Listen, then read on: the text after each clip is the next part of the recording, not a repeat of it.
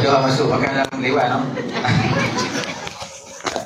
Baik, insyaAllah majlis persilakan Tuan Ustaz untuk menyambung sesi yang kedua. Silakan.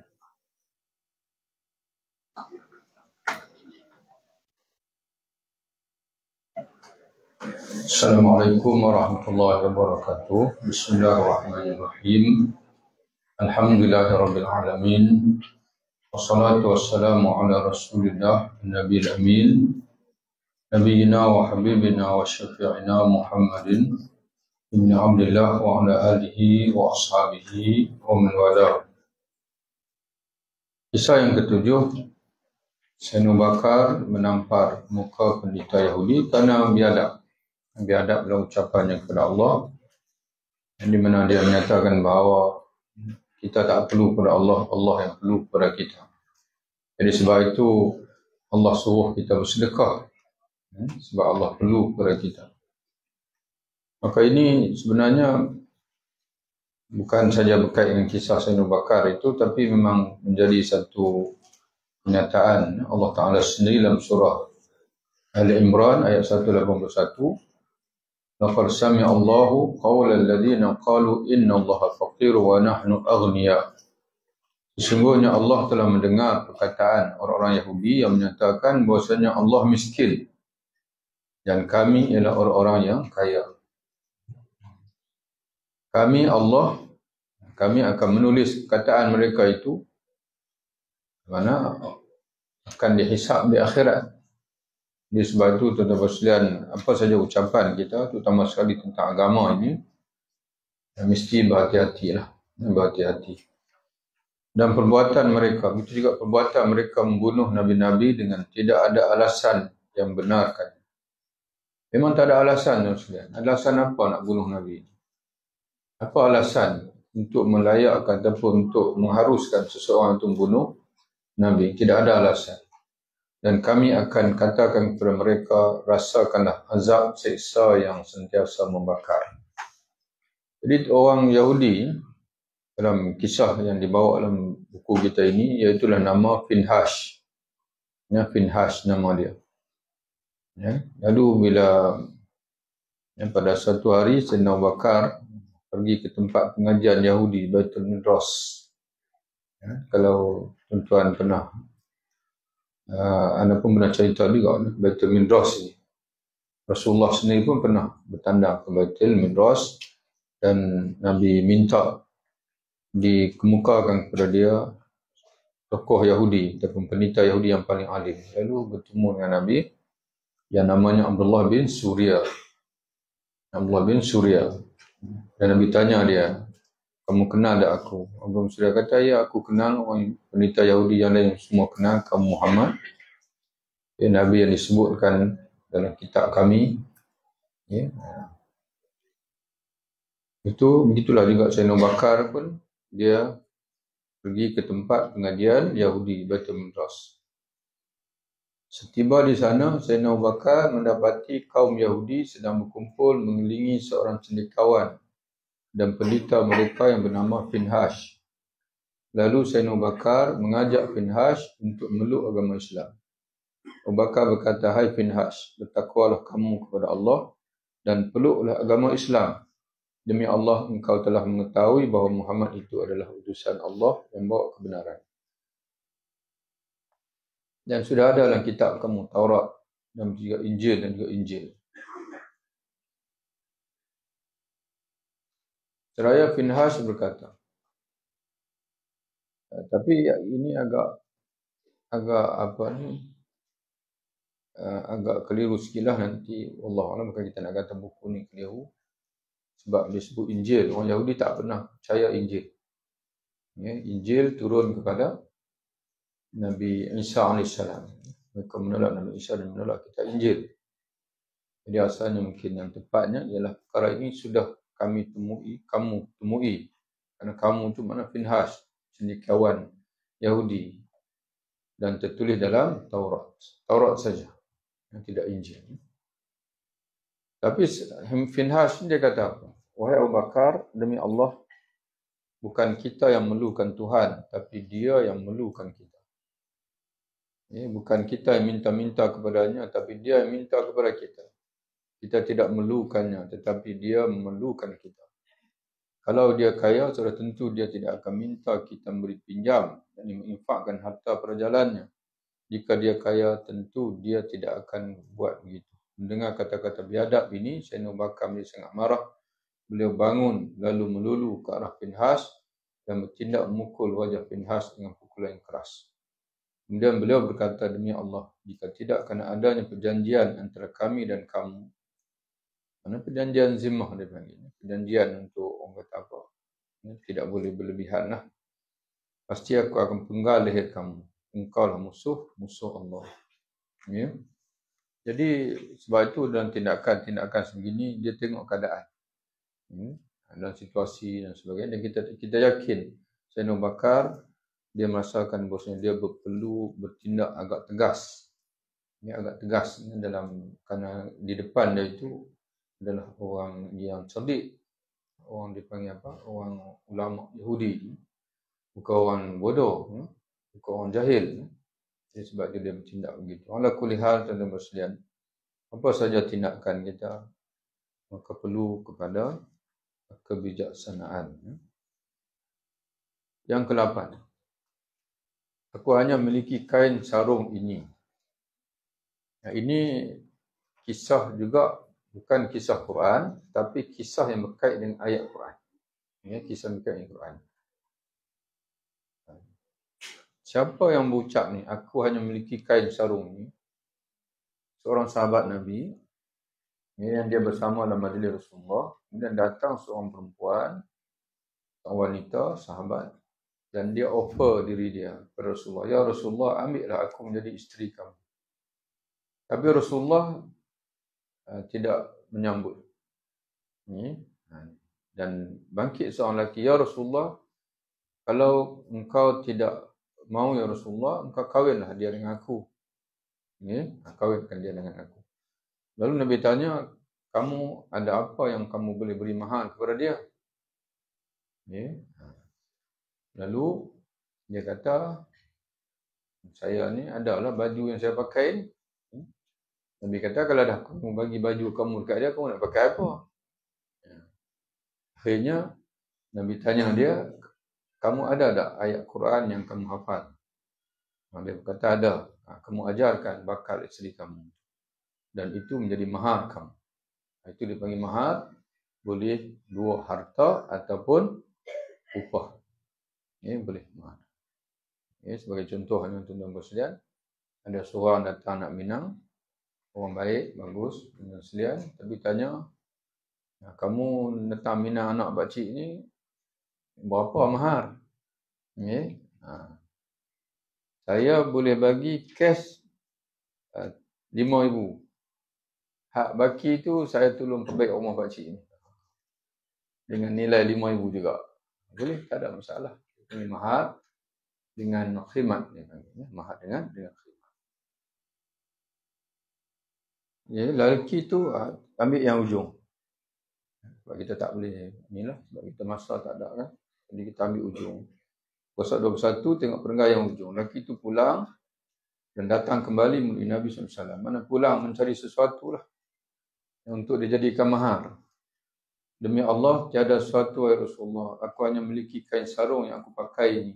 Jika kain itu aku jadikan sebagai mahar, sudah pasti aku tidak memiliki apa-apa lagi. Lelaki itu duduk dalam tempoh yang agak lama. Lalu Nabi menjemputnya duduk di samping Nabi dan bersabda, adakah kau menghafal Quran? Pantas lagi itu menjawab. Lalu dia membilang surah-surah yang dihafalnya. Nabi bersabda, jika begitu, aku nikahkan kamu dengannya, bermaharkan surah-surah yang telah kamu hafal itu. Hadis dari Imam Bukhari. Dan mahar ni, tuan-tuan sekalian, sikitlah, kena faham sungguh-sungguh. Mahar ni, dia ikut kemampuan bakal suami. Sebab tu Nabi kata mahar yang mudah. Tapi selalu orang faham apa? Mahar yang murah. Bukan, Nabi tak sebut murah. Nabi sebut mahar yang mudah. Nabi kahwin, berapa mahar dia? Dan anak Nabi kahwin, Fatimah, berapa mahar dia? 500 dirham. Itu standard keluarga Nabi. Isteri Nabi 500 dirham. Kemudian Fatimah pun lebih kurang 500 dirham. Ya, 500 dirham. Ya. Nah. Berapa ini 500 dirham? Apa? Tengok harga dirham. Mana pun tak tahu harga dirham. Kalau emas tu, tahulah. Dirham ni duit perak. Wang perak. Tapi kira ada 1,000 jugalah. Kalau nilai hari ni, kira ribuan jugalah. 2,000, 3,000 begitu. Ya? Sebab itu mahal yang mudah. Bukan mahal yang murah. Dia tengok kepada kemampuan suami. Kenduri pun sama. Kenduri Nabi SAW ada ketikanya kurma saya, ada ketikanya cucuk cara orang Arab lah. Dengan tuan-tuan dok pergi bawa pula, oh punya zaman Nabi pun ada cucuk kodok. Mana orang kata apa, saya tak ingat ada istilah tu dia panggil. Dia panggil makanan yang diadun tepung, kurma, susu. Okay. Kemudian ada kambing. Nabi sebut dekat Abdurrahman bin Auf, Aulim walau bisyatin. Buat kenduri walaupun seekor kambing. Sebab Nabi tahu Abdurrahman bin Auf, dia orang kaya, orang mampu. Jadi ikut kemampuan. Di sini, mahar Quran saja. Ia mahar dengan upah. Dia panggil khidmat mengajar Quran saja. Itu pun kita heran lah. Pasal apa? Mahar. Bila-bila masa pun RM80 tunai. Pasal tak? Ya, RM1 tunai. Kita pun tengok, takkanlah si suami ni miskin sampai tahu mahal apa ni RM80, RM10. Okay. Tapi mai tak belanja RM20,000. Tak belanja RM20,000. Jadi tuan-tuan sekalian, yang syariatnya itu mahal. Belanja tak ada. Okay, belanja tu adat. Jadi sekarang ni tuan-tuan sekalian, yang kita nak kena jaga tu syariat ke adat? Syariat tu. Jadi mahar ni hak isteri. Mana sagwati dipanggil. Suami nak bagi pada isteri. Kena ingat macam tu. Okay, mahar. Mahar. Maknanya penghargaan suami kepada isteri. Jadi kalau dia kaya, dia bagilah banyak sikit. Tapi kalau miskin, mudah kan? Yang miskin mudah kan? Berapa tengok calon pun ada kerja. Cuma dia orang kata apa? Tak sabar dah nak menikah. Contohlah. Dua-dua pasangan tu pun dah serasi dah. Mudah kan? Tengok pekerjaan pun elok, orang pun baik, sebagainya mudah. Tanya dia. Kita panggil apa selalu? Bakal menantu ni. Alamat lambat habis dah kita ni. Apa? Cik ni mampu apa? Saya ni kalau takat 3,000 boleh. 3,000 lah. Gitu, senang, mudah kan? Mudah, jangan susah. 3,000 gaji ke apa ke, pakcik ni standard lah 30,000 lah. Kalau nak kahwin dengan anak pakcik. Berhutang tuan-tuan sekalian. Ada anak-anak muda terpaksa buat loan peribadi. Sebab kalau tak terima pun dah cinta. Orang kata dah, orang kata apa? Tak boleh. Tak boleh ni dah. Tak boleh sampai begitu. Kena mudahkan. Kena mudahkan. Walaupun tuan-tuan letakkan 15,000. Tapi dia kata saya sebagai penghargaan untuk apa bakal saya nak bagi mahar 1 juta. Ahlan wa sahlan wa marhaban bikum. Mudah bagi dia. Dia ada duit sampai 100 juta lah akaun. Dia nak bagi 1 juta untuk bakal isteri dia. Lepas tu tuan-tuan bisik-bisik lah dekat anak tu. Nanti takkan ada kot, takkan tak ada persen kot, sikit-sikit. Dekat mak ni. Ada contoh. Ya. Ya. Minta kurang. Benda tu dia tak ada masalah dari segi hukum, tak ada masalah. Cuma kita kata mudah. Okey, kemudian yang ke-9 antara hak dan batil. Alam tara ila alladhina yaz'umuna annahum amanu bima unzila ilayka wa ma unzila min qablik yuridun ayatahakamu ila at-taghuti wa qad umiru ayakfuru bihi wa yuridu syaitanu an yudhillahum dhalalan ba'ida. Ayat ini dia berkait dengan orang munafik. Orang munafik. Ayat ini.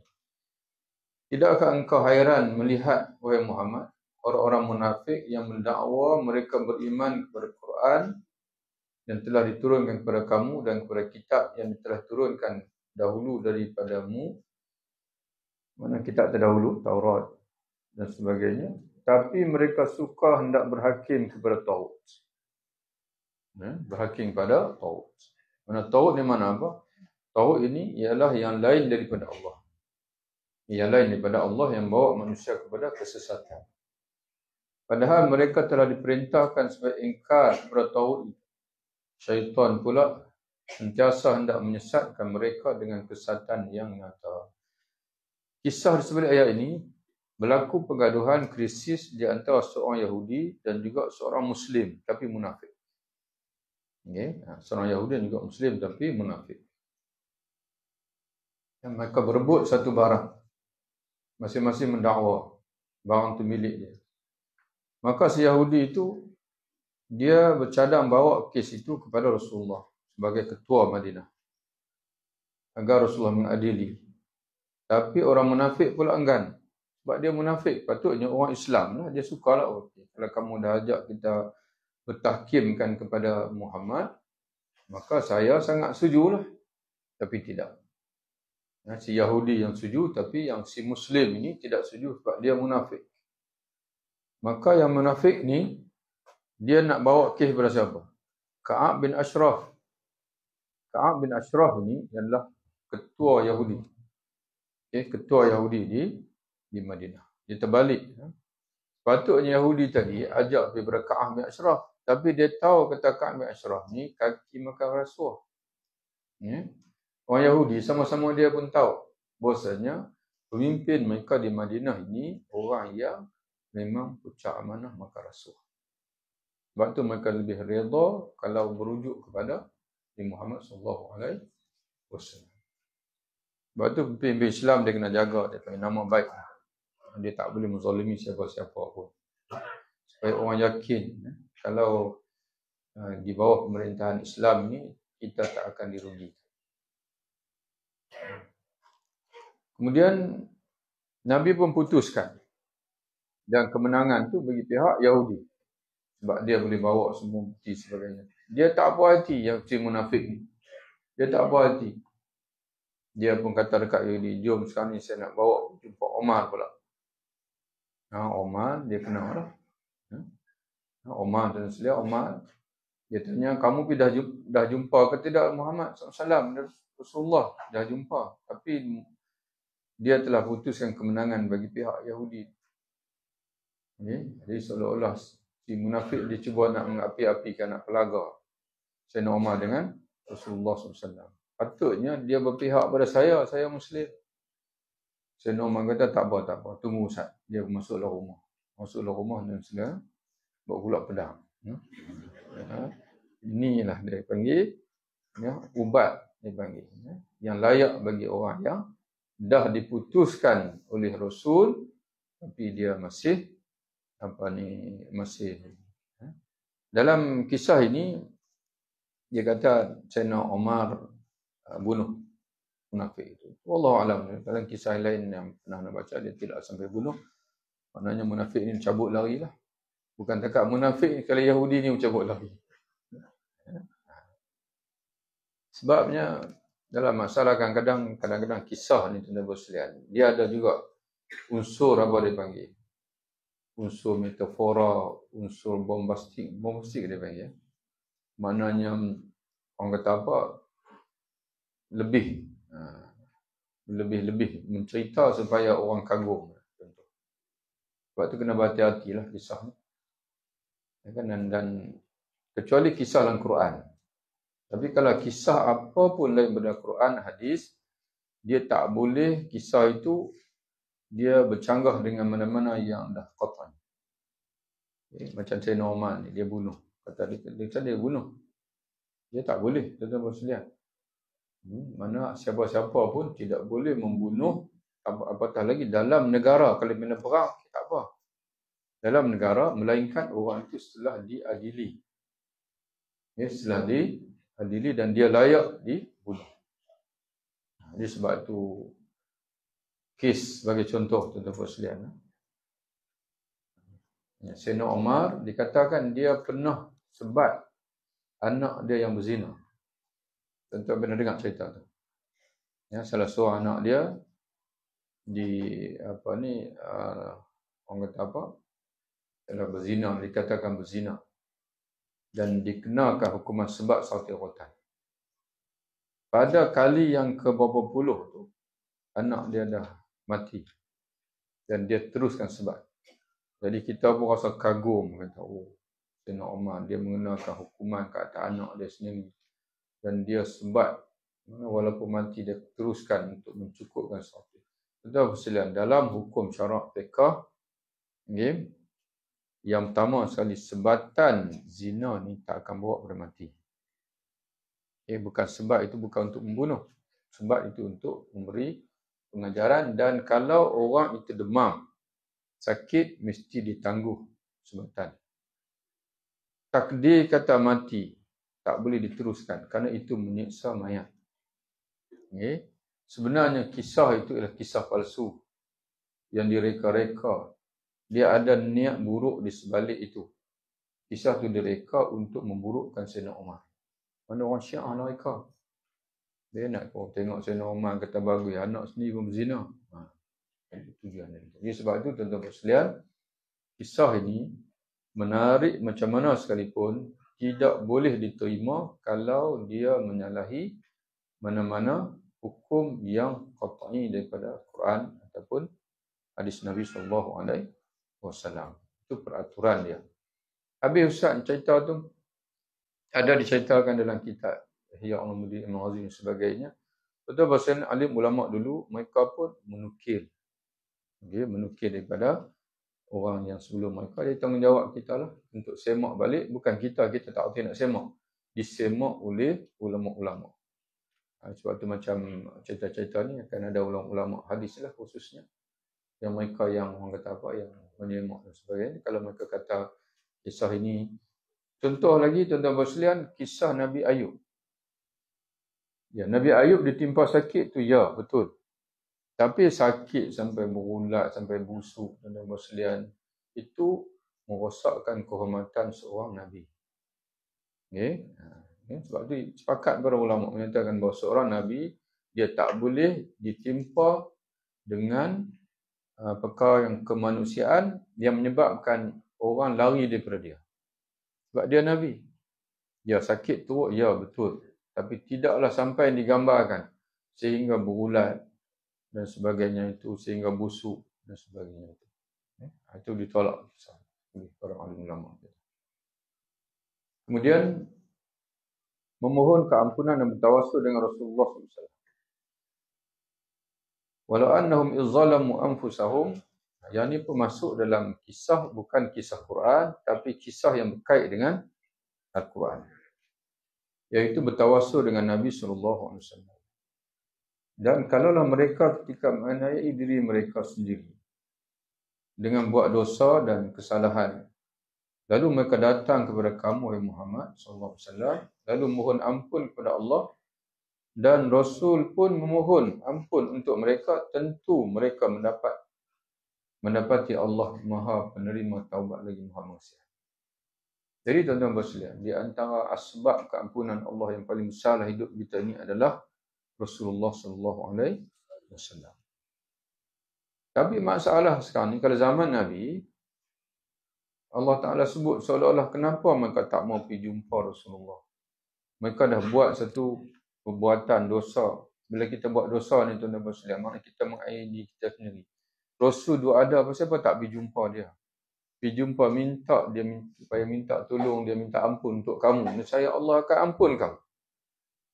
Tapi masalah sekarang ni kita, Rasul dah tak ada. Rasul sudah tidak ada. Maka timbul satu persoalan, boleh tak kita nak bertawassul kepada Rasulullah setelah Rasulullah wafat? Kalau Rasulullah masih hidup, kita jumpa, ya Rasulullah, doakan untuk saya.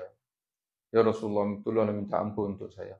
Sekarang ni, boleh dah lagi tak? Kita pergi ke makam Nabi SAW dan kita bertawassul.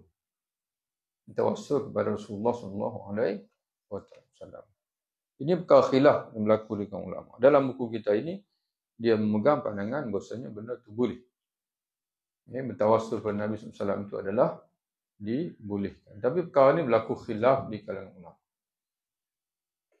Ada ulama yang menyatakan bahawa di antara Imam Izzuddin Ibn Abdul Salam boleh.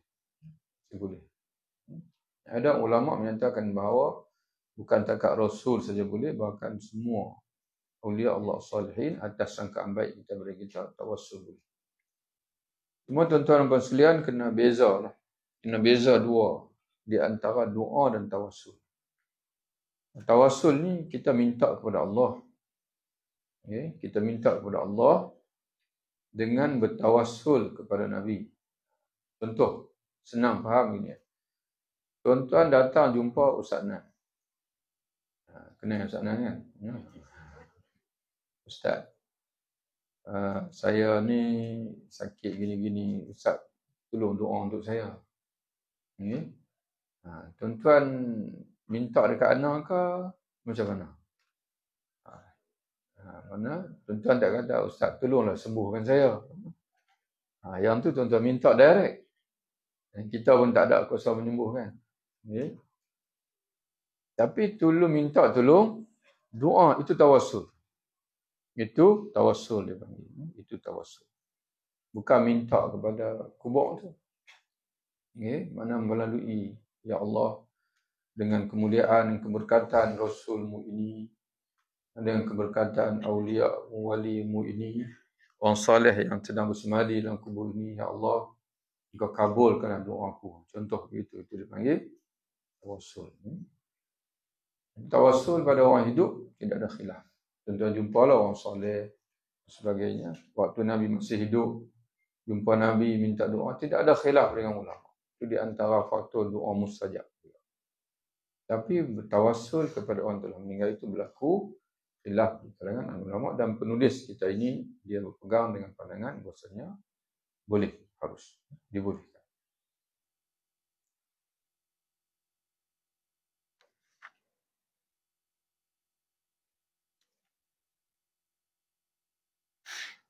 Cerita yang ke-11, Islam memberi perlindungan kepada ahlul zimmah.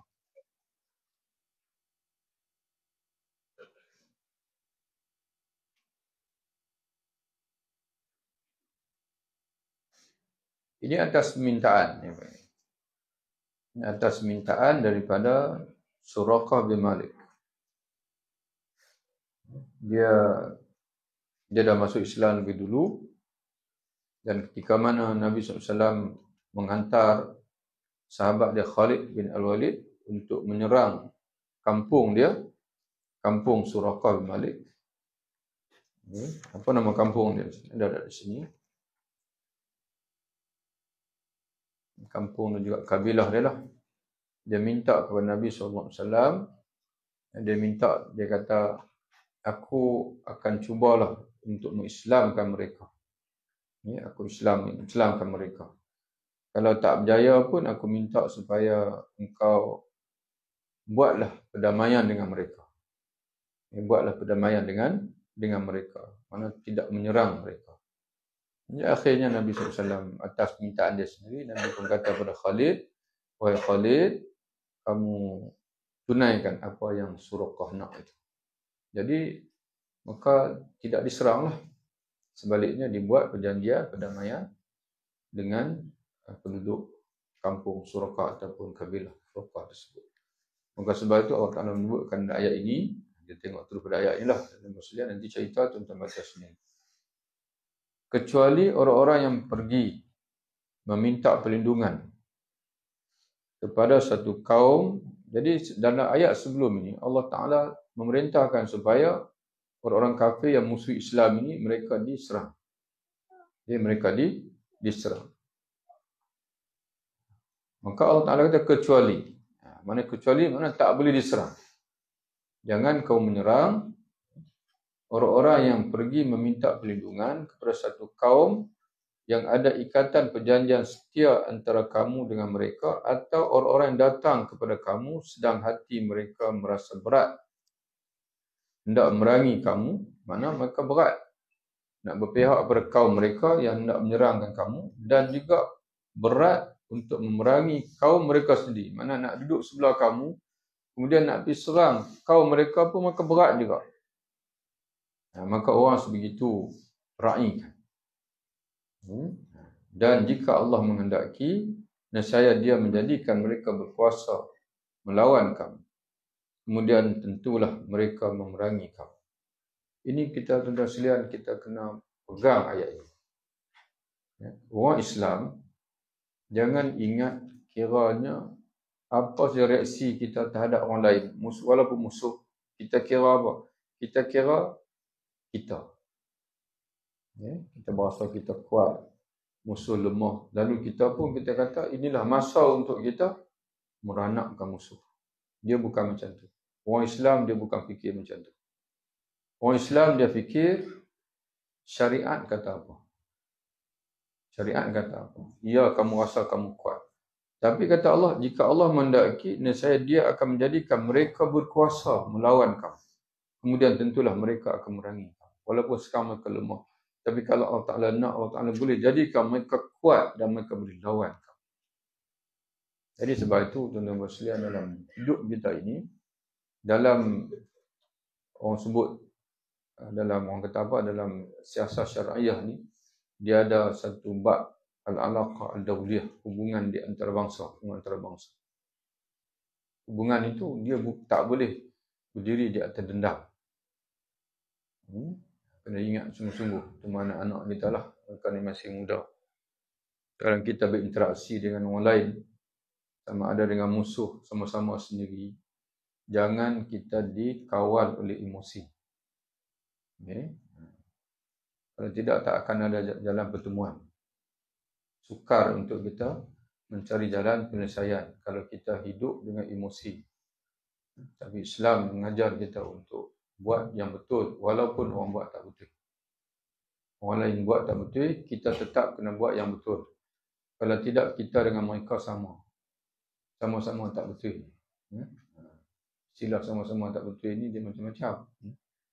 Sebab itu kita waras. Biarlah musuh tidak waras, tapi kita tetap waras. Maka jika mereka membiarkan kamu dengan tidak mengancam atau mengganggu, serta mereka tidak memerangi kamu, ini dia punya, kalau mereka musuh sekalipun, jika mereka membiarkan kamu dengan tidak mengancam dan mengganggu, serta mereka tidak memerangi kamu dan mereka menawarkan perdamaian kepada kamu, maka Allah tidak menjadikan bagi kamu suatu jalan, Allah tak izinlah, yang membolehkan kamu memerangi atau menawan mereka. Kita tuan-tuan sekalian, kalau kita lah, takdir lah, tuan lah, ini andaian. Kita ni Allah Ta'ala lantik jadi panglima, dan juga kita boleh merdekakan Palestin. Agak-agak kita nak buat apa dekat orang Yahudi Israel. Ustaz, saya akan tebas habis semua kepala-kepala yang ada. Tapi tuan-tuan tengok Salahuddin, dia buat tak macam tu? Kalau tuan-tuan baca sejarah ketika tentera Salibiyah menaluki Palestin dengan sekalian, puluhan ribu, ratusan ribu yang mati. Jalan-jalan di Palestin itu menjadi sungai-sungai darah. Tapi tak kala Salahuddin merdekakan Palestin, dia hanya suruh yang mana penduduk asal Palestin, okey, silakan duduk di sini. Yang mana datang daripada luar, sila bawa pulang. Sila bawa pulang, dia panggil keluarga kamu balik ke tempat asal kamu. Dia tak bunuh dan silat, kecuali tentera saja dia bunuh. Kalau nak kira dendam tuan-tuan sekalian, dahlah 90 tahun. 90 tahun tentera Salibiyah menguasai Palestin sebelum datangnya Salahuddin memerdekakan Palestin. Tak ada dendam tuan-tuan sekalian. Karena orang Islam, dia berperilaku bukan kerana dendam. Dia buat macam mana yang Allah Ta'ala suruh. Jadi sebab itu tuan-tuan sekalian, anak baru beli satu buku Salahuddin. Orang Barat tulis, bukan orang Islam tulis. Dia kata, sehingga Salahuddin sampai hari ini kalau sebut kata tokoh panglima, tak kira lah Barat ke apa ke, tak ada yang boleh menandingi Salahuddin. Dari segi panglima lah. Dari segi akhlaknya, dari segi kekuatannya, dari segi kewibawaan dia. Maknanya dia, orang kata apa, menenggelamkan tokoh-tokoh, dia panggil apa, pahlawan-pahlawan Eropah tu. Apa lagi tak tahu nak sebut nama. Jadi sebab tu pentingnya. Kemudian jangan terburu-buru dalam tindakan. Ini kisah Usamah bin Zaid. Usamah bin Zaid tuan-tuan sekalian, dalam satu peperangan, perang apa di sini ya? Memerangi penduduk Al-Maifah. Usamah bin Zaid, dia orang muda tuan sekalian. Dalam satu peperangan, dia mengejar. Peperangan itu berlaku bulan Ramadan dan tentera Islam mencapai kemenangan. Berlaku satu peristiwa Usamah bin Zaid. Siapa Usamah bin Zaid ni? Usamah bin Zaid ni, dia orang panggil, orang musyrikin, orang Arab. Orang Arab panggil dia Hibbi Rasulillah bin Hibbi Rasulillah. Kesayangan Rasulullah, anak kepada kesayangan Rasulullah. Sebab ayah dia Zaid bin Harithah. Zaid bin Harithah ni anak angkat Nabi. Asalnya dia hamba milik Khadijah. Bila selesai akad, Khadijah hadiahkan hamba ni untuk suami dia, Nabi Muhammad SAW. Dan Nabi merdekakan Zaid. Wahai Zaid, kamu mula daripada saat ini, kamu adalah merdeka. Saya bebaskan kamu. Lalu Zaid kata, boleh tak kalau saya nak minta izin untuk kekal hidup dengan kamu, wahai Muhammad. Waktu itu Nabi belum angkat jadi Rasul lagi. Dan orang Arab panggil apa? Zaid bin Muhammad. Tak Harithah. Hilang. Lebur. Orang kata ini anak Muhammad. Sehingga bila datang Islam, Rasulullah dilantik oleh Allah menjadi Rasul. Allah Ta'ala kata, ya Muhammad, kembalikan bin dia kepada ayah asal. Nabi anak angkat boleh, tapi tak boleh ubah bin. Jadi baliklah dia Zaid bin Harithah. Tapi dia kekal hidup dengan Nabi. Dan Nabi kahwinkan dia dengan Zainab. Dan bila Allah Ta'ala nak batalkan tradisi Arab bahwasanya anak angkat itu macam anak sendiri, bin pada pak angkat dia, sehingga kan Allah Ta'ala perintahkan Nabi Muhammad SAW untuk kahwin dengan isteri anak angkat dia, Zainab tu. Nak batalkan tu, nak batalkan. Maknanya Allah Ta'ala nak bagi tahu kata anak angkat bukan anak sendiri. Kalau anak sendiri mana boleh kahwin dengan isteri pada anak sendiri sebab dia panggil menantu. Tapi kalau isteri pada anak angkat kita bukan menantu kita. Kalau kita salam, mana tak boleh salam. Itu Zaid. Jadi bila Zaid ni, dia dapat anak, iaitu Usamah bin Zaid. Jadi Nabi kasih kepada Usamah sama macam Nabi kasih kepada ayah dia. Dia panggil anak angkat Nabi lah, cucu angkat Nabi SAW. Tapi berlaku bila Usamah ni, dalam perangan tu dia kejar seorang musyrik. Orang musyrik ini, bila dia dah, orang kata apa, tak dapat lepas daripada Usamah, dia pun balik, dia mengucap kalimah syahadah. Dia ikhtiar keislaman dia. Tapi Zaid masih bunuh dia. Masih bunuh, Zaid tetap bunuh dia. Maka bila sampai kepada Nabi SAW, Nabi kata, benarkah apa yang sampai ke telingaku, wahai Zaid, bahwasanya kamu telah membunuh orang yang mengucapkan kalimah syahadah? Zaid kata, betul. Dia mengucap bukan ikhlas. Dia mengucap kerana takut pedang aku, ya Rasulullah. Nabi kata, hal syaqqaqta qalbahu. Wahai Zaid, wahai Usama, apakah kamu telah bedah dada dia? Tengok dia ikhlas ke tak ikhlas. Jadi tuan-tuan sekalian, maka Nabi tolong bayar dia, dia kesalahan bunuh dengan tanpa sengaja, dan juga dibebaskan seorang hamba. Dia panggil qatlul khata', dia panggil. Ataupun pembunuhan yang berlaku tanpa disengajakan. Mana dia tak tahu hukum. Benda tu berlaku dalam peperangan. Dia ingat kata kawan tu tak Islam. Dia berpura-pura. Jadi dalam hukum dan dalam sekalian, orang yang mengucap kalimah syahadah adalah Muslim. Walaupun ada keraguan-keraguan di belakang, itu tak boleh dijadikan sebagai penilaian. Contoh tuan-tuan sekalian, kadang-kadang kita selalu sebut begini. Kita kata dia tu bukan apa tu masuk Islam tu nak kahwin dengan orang Melayu tu. Tak boleh tuan-tuan sekalian. Bahasa tak boleh. Dia masuk Islam. Dia nak kahwin dengan orang Melayu tu kita tak tahu. Dia pun tak abang saja aku masuk Islam asyhadu alla ilaha illallah kerana nak kahwin dengan orang Melayu. Dia tak sebut begitu, dia mengucap kalimah syahadah. Dia niat di sebalik itu serah dia dengan Allah Subhanahu wa taala.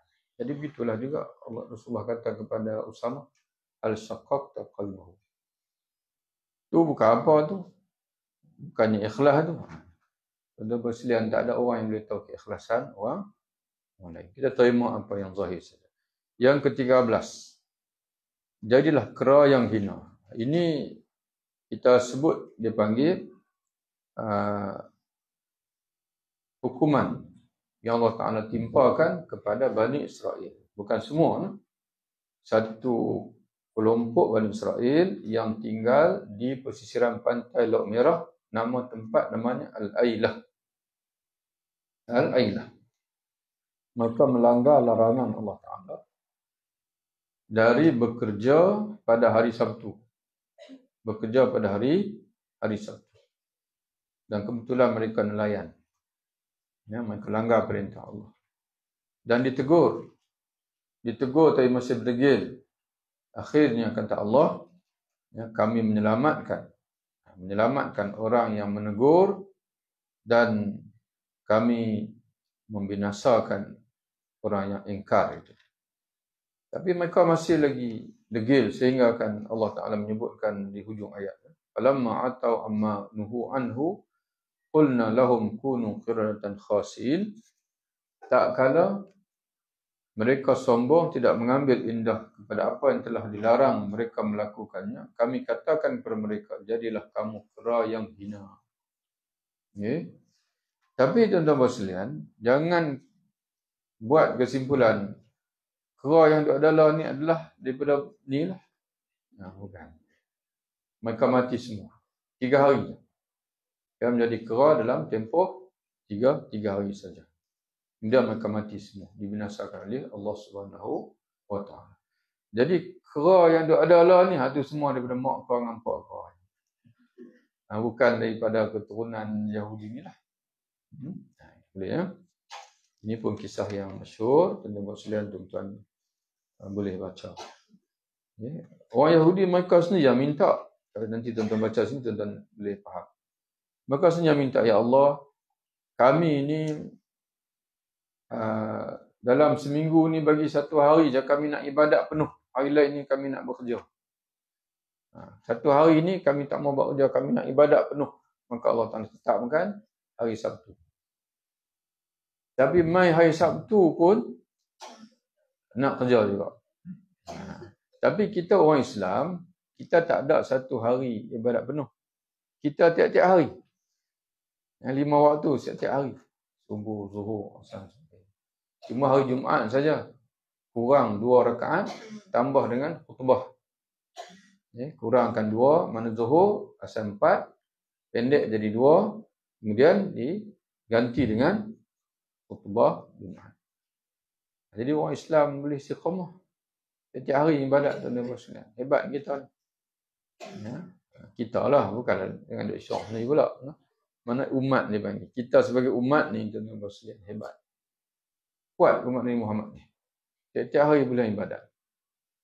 Umat lain tuan bayangkan orang Kristian hari Ahad saja. Itu pun bukan semua. Orang Kristian sikit saja. Tapi kita orang Islam yang taat lah, yang tak taat tu tak payahlah. Yang taat ni kita 5 kali sehari sembahyang. Kemudian kisah yang ke-14. Jangan mengkhianati amanah yang diberikan. Ya ayyuhallazina amanu la takhunu Allah war rasul wa takhunu amanatikum wa antum ta'lamun. Wahai orang-orang beriman, janganlah kamu mengkhianati amanah Allah dan Rasul, dan janganlah kamu mengkhianati amanah-amanah kamu, amanah sesama kamu, sedang kamu mengetahui salahnya. Kisah ni pun sama juga. Kisah dia berkait dengan ayat Quran ni ataupun sababun nuzul. Bila berlaku satu kes, iaitu kepada kabilah Bani Quraizah. Berlaku ini, tulis sikit tepi tu, iaitu selepas peperangan Ahzab. Selepas peperangan Ahzab. Dalam peperangan Ahzab dan dalam Baslian, kita sedia maklum, iaitu pakatan Ahzab. Ahzab itu merujuk pada pakatan orang musyrikin Mekah dan juga kabilah-kabilah yang bersamaan dengan mereka untuk menentang Nabi Muhammad SAW. Ataupun dalam arti lain, untuk menjatuhkan negara Islam Madinah pada ketika itu. Tapi turut terlibat dalam pakatan tu ialah Yahudi. Antara Yahudi Bani Quraizah. Sepatutnya mereka berada di pihak Nabi Muhammad. Bersama-sama mempertahankan Madinah, tapi mereka khianat. Terang-terangan mereka mengisytiharkan bahwasanya mereka bersama dengan musyrikin, menjadi duri dalam daging, musuh dalam selimut. Dan kita sedia maklum, dalam perang Ahzab itu tentera Islam berjaya mempertahankan Madinah. Maka selepas selesai perang, maka Nabi mengenakan tindakan kepada Bani Quraizah. Dan Nabi lantik, Nabi ni adil tuan-tuan sekalian. Dia tak buat tindakan tu satu pihak. Sebaliknya dia lantik Abu Lubabah. Abu Lubabah untuk menjadi wakil berurusan dengan Bani Quraizah.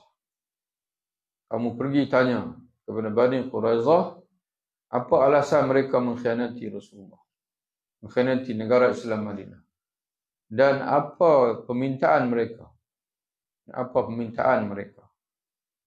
Tapi Abu Lubabah ni, perenggan muka surat 37, perenggan yang bawah, tengok situ. Apabila Abu Lubabah datang kepada Bani Quraizah, ke pekawan Bani Quraizah, mereka meminta pandangannya untuk menyerah diri dan patuh kepada sebarang hukuman yang akan dijatuhkan oleh Rasulullah SAW. Macam mana kalau kami serah diri dan kami akulah apa sajalah yang Muhammad SAW akan jatuh ke atas kami. Tapi Abu Lubabah ni, dia tak rujuk pada Nabi. Dia terus keluar statement. Dia kata serah diri, sambil mengisyaratkan tangan ke tengkuknya. Bermaksud hukuman yang akan dijatuhkan ialah pancung kepala. Dia wakil. Wakil apa tuan sekalian? Wakil bukan untuk menjatuhkan hukuman. Wakil untuk perbincangan. Tapi dia dah buat isyarat dah. Kamu serah diri, lepas tu dia tunjuk. Tapi dia bila sebenarnya telah mendahului Rasulullah dalam perkara ini, kan Rasulullah belum lagi memutuskan hukuman kepada mereka. Kemudian dia menyesal. Dia menyesal kerana dia merasakan telah mengkhianati Rasulullah SAW. Lalu dia telah pulang ke Madinah, mengikat dirinya di salah satu tiang masjid, sehingga Allah menurunkan ayat 102 surah Taubah yang menyatakan bahawa Allah telah menerima taubatnya. Dia ikat di masjid.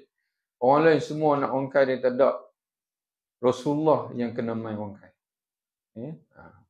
Mana dia tunggu Rasulullah. Mana penyesalan dia lah. Padahal kita tengok tadi ni, tak adalah khianat manapun.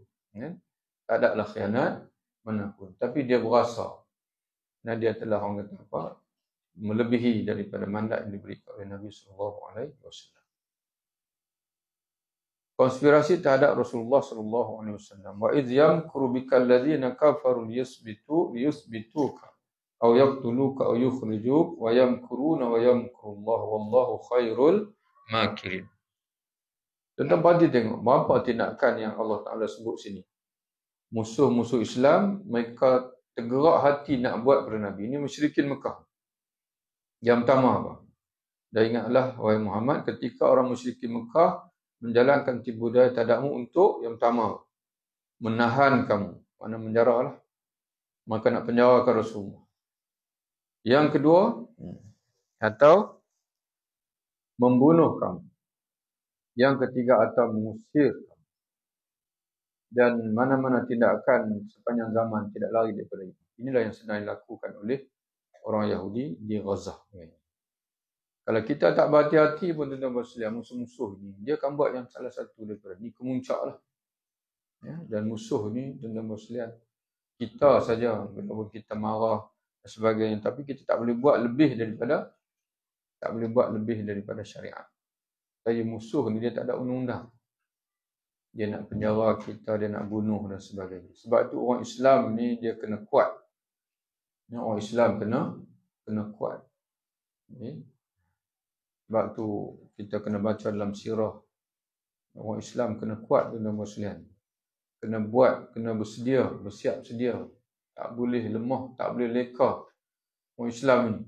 Wa'indu mastata'tum min quwwah. Wa'indu mastata'tum min quwwah. Allah Ta'ala pesan 1400 tahun lalu. Buatlah persiapan apa yang kamu termampu untuk berhadapan dengan mereka daripada kekuatan. Tak ada sebab dengan orang Arab ni dia tak buat persiapan dari segi kekuatan. Dia ada duit banyak. Tapi kenapa dia tak persiapkan dari segi persenjataan? Allah Ta'ala kata, mastata'tum min quwwah. Buat persiapan untuk berhadapan dengan mereka. Apa yang kamu mampu dari segala jenis kekuatan. Dan Allah Ta'ala tunjuk juga dekat kita bila Iran. Bila dia buat persiapan dengan selian, Israel tak boleh makan dia. Okay. Tuan bayangkanlah. Berapa ribu kilometer daripada Iran. Tapi Iran boleh lepaskan peluru pandu yang boleh mendatangkan kerosakan di Israel. Menyebabkan Amerika terpaksa mencelah.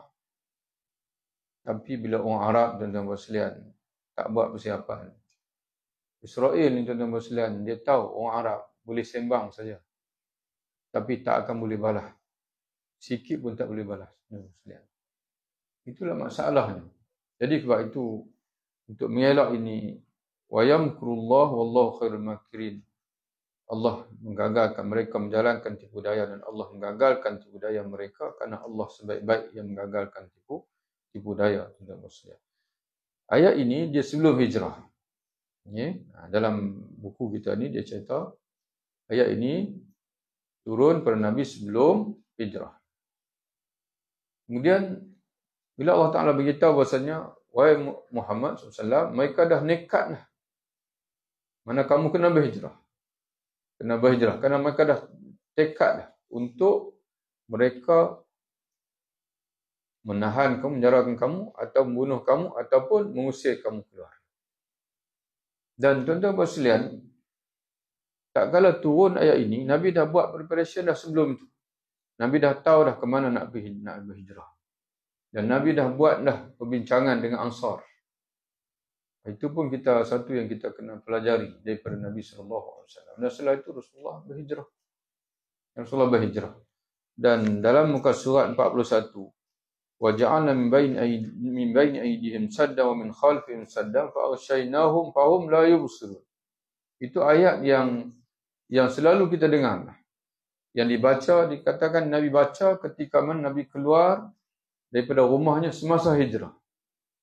Nabi ambil satu genggam pasir, kemudian Nabi baca ayat ini dan Nabi taburkan semuanya, pandangan-pandangan mereka semuanya menjadi tutup. Dan ada cerita lain pula bersilai mengatakan bahawasanya bila Nabi melemparkan pasir itu, semua mereka tertidur. Dan mereka hanya sedar setelah Nabi SAW keluar daripada rumahnya. Ya. Jadi tuan-tuan sekalian, jadi ayat ini berkait dengan peristiwa hijrah Nabi SAW. Yang ke-16, jumlah bukan penentu. Ini tuan-tuan dan puan tulis itu. Ini kisah perang Hunain. Kisah peperangan Hunain. Perang Hunain ini berlaku selepas pembukaan Mekah, Fathu Mekah. Dalam semua peperangan, kecuali perangan Hunain ini, dan bersekalian, semuanya tentera Islam jauh lebih sedikit daripada tentera kafir. Dalam perang Badar, 300 lebih, 313 lawan 1000. Dalam perang Uhud, 1000 lawan 3000. Tengah jalan orang munafik tarik diri pula 300 orang, tinggal 700. Ya. Tapi bila berlaku perang Hunain ni, tentera Islam 12,000, tentera musuh 10,000. Dia berkali. Menyebabkan orang Islam dia berasa confident lebih. Sehingga akan ada di kalangan orang Muslim, tentera Islam, yang dia sebut lan nughlabal yaum min qillatin. Pada hari ini kita tak akan ditewaskan dengan sebab sedikit. Kalau sebelum ni kita sikit kita boleh menang, takkanlah kali ini kita banyak kita akan kalah. Dia dah terbuai, dia panggil. Terpengaruh dengan banyak bilangan. Maka Allah Ta'ala sebut, boleh tengok ayat kita tuan-tuan sekalian. Sesungguhnya Allah telah menolong kamu mencapai kemenangan dalam banyak medan-medan perang. Dan di medan perang Hunain, termasuk di medan perang Hunain, iaitu semasa kamu merasa megah dengan sebab bilangan kamu yang ramai. Maka bilangan yang ramai itu tidak mendatangkan faedah kepada kamu sedikit pun, dan semasa kamu merasa bumi yang luas itu menjadi sempit pada kamu. Apa yang berlaku dalam perang Hunain? Berasa kata bilangan ramai mesti menang. Tiba-tiba ketika mana mereka dalam perjalanan untuk ke medan perang, mereka berdepan dengan Bani Hawazin. Bani Hawazin ni mereka sudah standby di lereng bukit. Di lereng bukit. Bila tentera Islam masuk saja, mereka melakukan serang hendak. Pada ketika itu, 12,000 ni semua bertempiaran lari. Tinggallah 2,000 hak yang Nabi bawa daripada mana hak yang betul-betul. Dia bilang qaul rasul, hak lain semua bertempiaran lari. Lalu Allah Ta'ala kata, pada ketika kamu berbangga bahasa megah dengan bilangan kamu yang ramai, tapi bilangan kamu yang ramai itu Allah Ta'ala sebut sini apa? Lam tughni falam tughni ankum syai'a. Tidak memberi manfaat pada kamu sikit. Ramai saja tapi lari habis, cabut lari habis. Sehingga kamu menang dengan pertolongan Allah Ta'ala. Jadi sama juga apa yang berlaku pada hari ini, kita perhati umat Islam hari ini. Ramai. Bahkan Nabi sebutlah hadis, kamu nanti akan ramai seumpama buih-buih di lautan. Okay. Tapi kamu diratah oleh musuh seumpama orang meratah makanan dalam talam. Okay. Kamu satu hari nanti, kata Nabi, kamu akan diratah oleh musuh seumpama orang meratah makanan dalam talam. Maka para sahabat berkata, adakah kerana kami sikit ya Rasulullah pada ketika itu? Sekarang ni ramai orang mau masuk Islam, akan tiba satu ketika nanti orang Islam jadi sikit. Nabi kata tidak. Bilangan kamu ramai seperti mana buih ketika banjir. Ini ramai. Tapi kata Nabi, asabahum wahan. Kamu pada umat Islam pada ketika itu telah ditimpa dengan wahan. Maka para sahabat bertanya, ya Rasulullah, apa makna wahan itu? Hubbud dunya wa karahatul maut. Cintakan dunia tapi takut pada kematian. Cinta kepada dunia, takut pada mati syahid lah. Yang takut untuk mati syahid. Jadi ayat ini, kisah ini, tuan-tuan sekalian, dia berkait dengan peristiwa perang Hunain. Kemudian kisah yang ke-17. Perobohan Masjid Dirar. Mana Nabi pernah roboh masjid. Cerita lah. Ini Pelik jugalah. Seorang Nabi merobohkan masjid. Sebab masjid ini dibina oleh orang munafik. Yang dibina oleh orang munafik, dibina untuk memecahkan kesatuan orang Islam. Siapa yang masuk dalam masjid itu, mereka akan masukkan